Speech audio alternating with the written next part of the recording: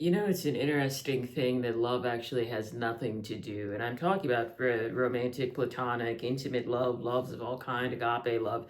None of that has anything to do with other people. The relationships that we desire have everything to do with what we're going to discuss in tonight's transmission of Divine Within. And I thank you for co-creating this moment here with me. I am an entity named Lucian, and here on Divine Within, we discuss the power within, the kingdom within, and that reality bends from within. Gods and goddesses, welcome. And if you didn't know, if you're not hip to all this, you are an individualized expression of the all that is.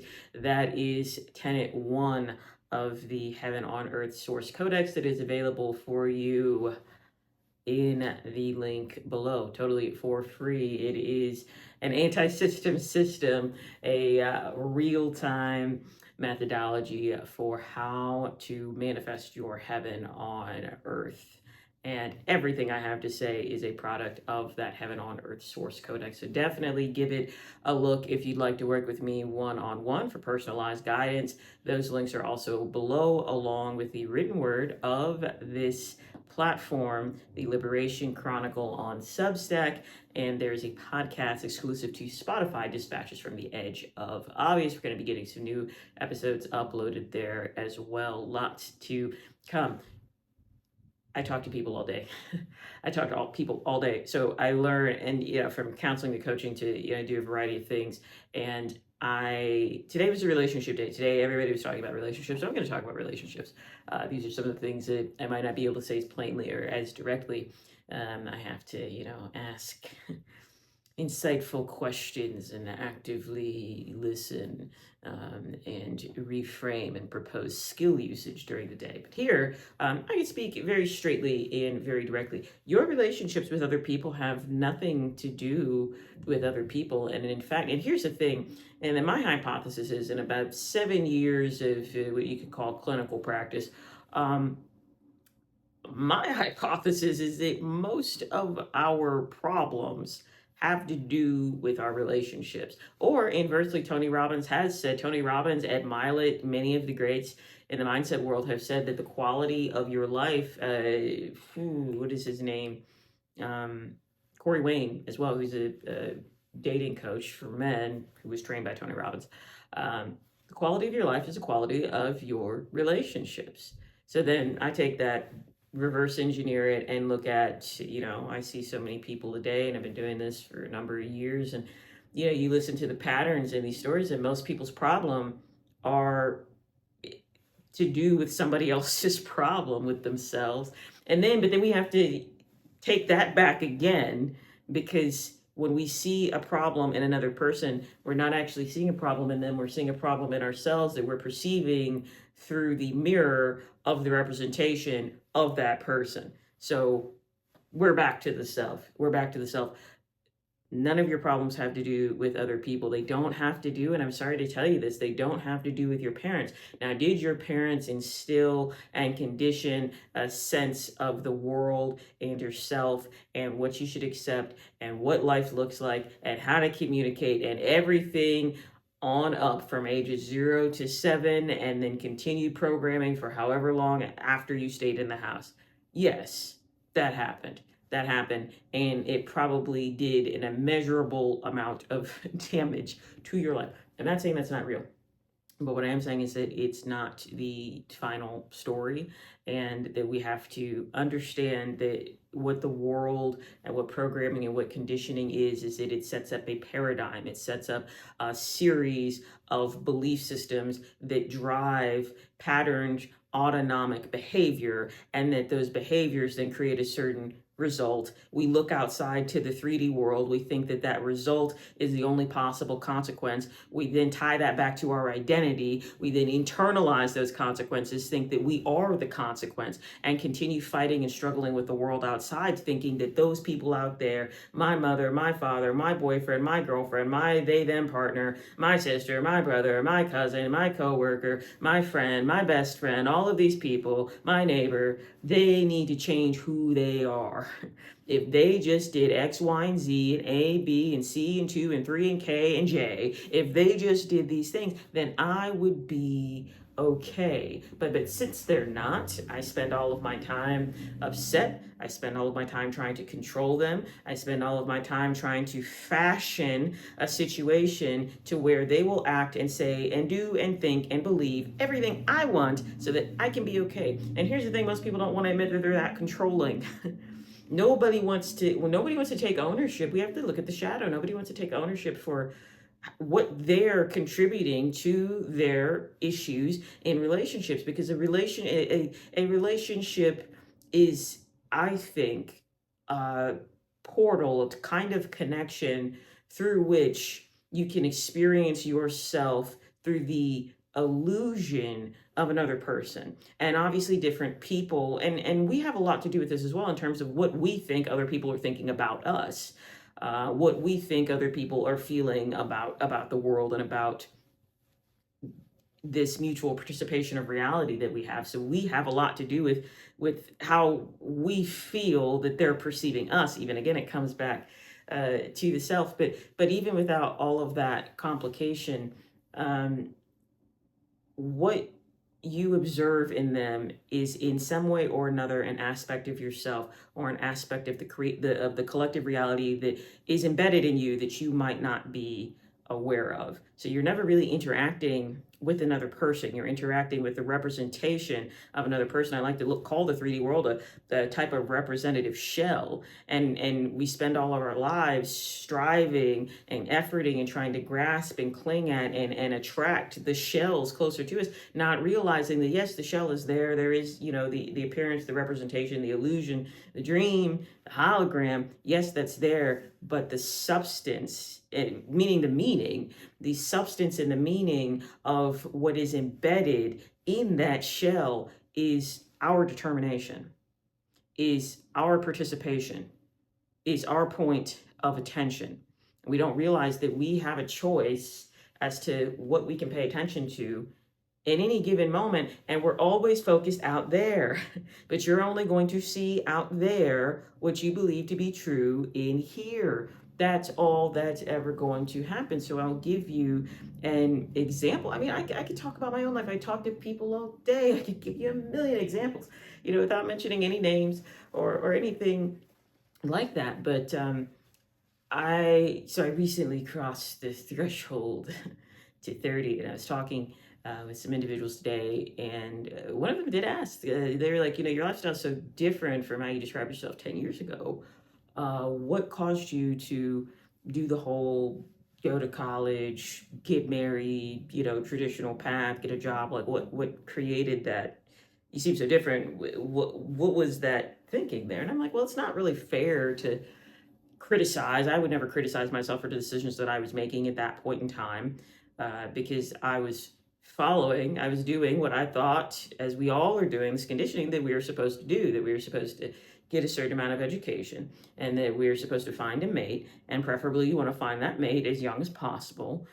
Maybe, I didn't think about, okay, I want to go to high school to marry my partner, but I had an intention to leave undergraduate studies with a mate, and to marry that mate, and then to, I guess, begin this, this happily ever after, right? Because I believed in happily ever after, not realizing that none, so obviously none of that worked out. Like literally none of that worked out. I mean, you get the degrees and everything, but the relationship with the person and the marriage and the lifestyle and just not all of that just crashed out.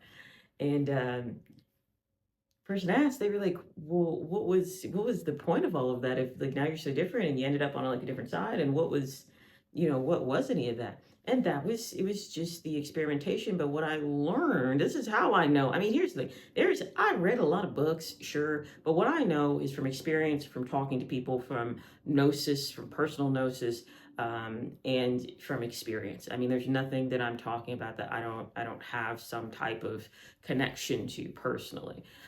So the value of this is me sharing my insights and my transmissions and my perspectives. It's never to tell you specifically what to do, but in learning that, I thought that, so in all of these forms, right, and all of these representative shells, the attractive partner and a quote unquote respectable job and a certain amount of income, and then you increase that income and you move to better neighborhoods, and you do the whole thing.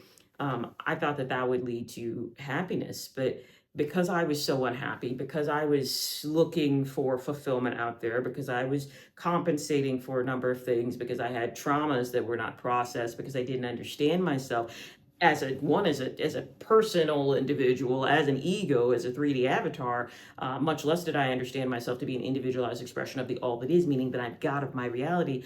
I was miserable. I was miserable. I was miserable. The person was miserable. It was a long time of misery for both of us. I kept trying to make it work. I'm not going to say that I was perfect, but in certain many ways, they continued to decline in their mental health and in the way that they were experiencing the world. And then me being obviously living in that same environment and being a part of that, which again, I was not, no one is, takes two to tango. Not at all that I was perfect, but that eventually then my mental health was affected by that in ways that I had no idea that I was totally unconscious of, because I had accepted, and we're going to do a part 2 on this about what we accept, because I had accepted a certain standard of emotional negativity, of all of these things that are totally out of alignment with the life that we've come here to live, totally out of alignment with heaven on earth, because I thought that if I keep these shells, then eventually this shit will work itself out and I will be happy. And how many of us are waiting?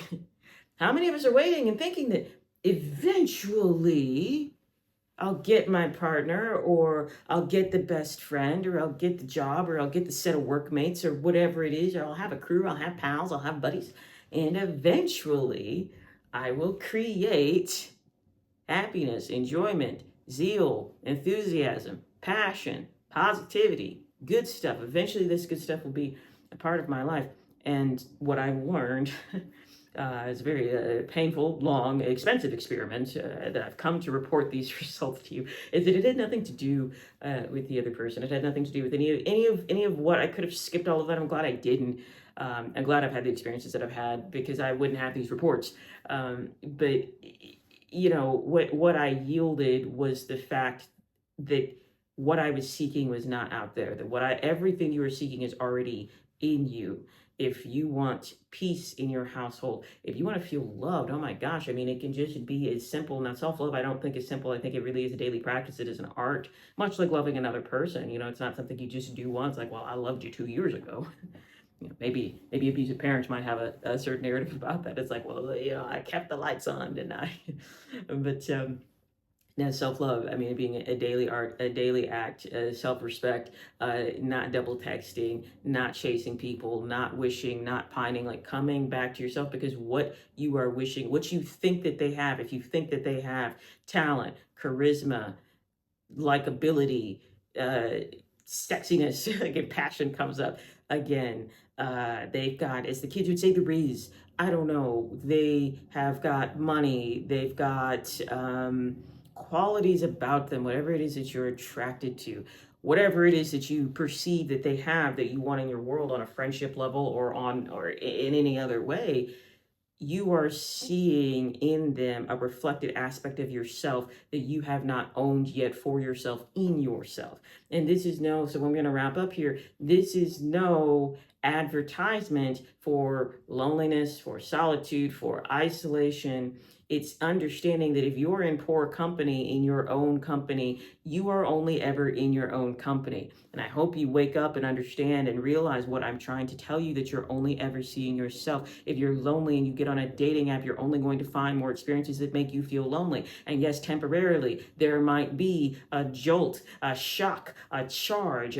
You meet this person and you think that it's everything, but the field around you is always going to align, and is always going to coalesce to the substance of which and through which you already are. So if the substance of you emotionally, if in your being, if in your I am, if in your self-concept, if in your knowing, if in your certainty, you possess deep-seated loneliness, it doesn't matter how many apps you swipe on, or what you do, or how many people you date. They always say that you find love when you're not looking for it. And why might that be? It's not just a miracle of not looking for it. I wouldn't even say it's necessarily simple detachment. It's realizing that if I'm okay with it and I'm okay without it, then whatever is meant for me can come to me, because there's no resistance in the field. There's no specific possibility that I'm clinging on and focusing all of my attention on. And because I'm clinging and focusing all of my attention on it, I'm really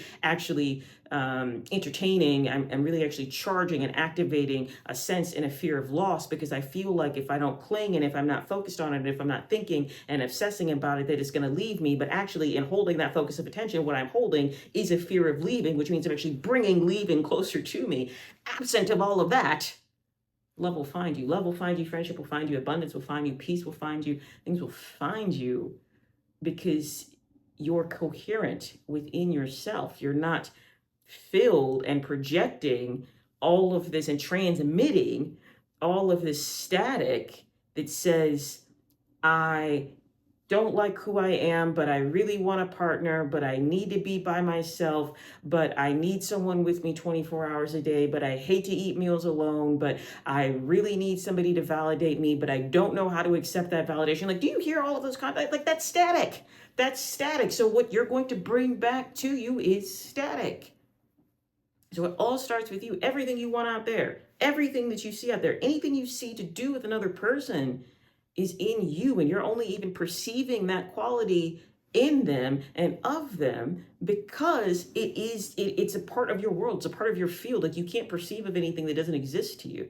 So that person over there that looks like they just, got everything going on, you've got everything going on. But you're seeing that aspect of yourself that you think has everything going on in the representative shell of another person. You've got everything going on. So this is no advertisement for you to be lonely forever, but it's realizing that you will be lonely forever if you're seeking and searching and clinging and chasing anything out there, because I'm here to tell you that there is nothing out there.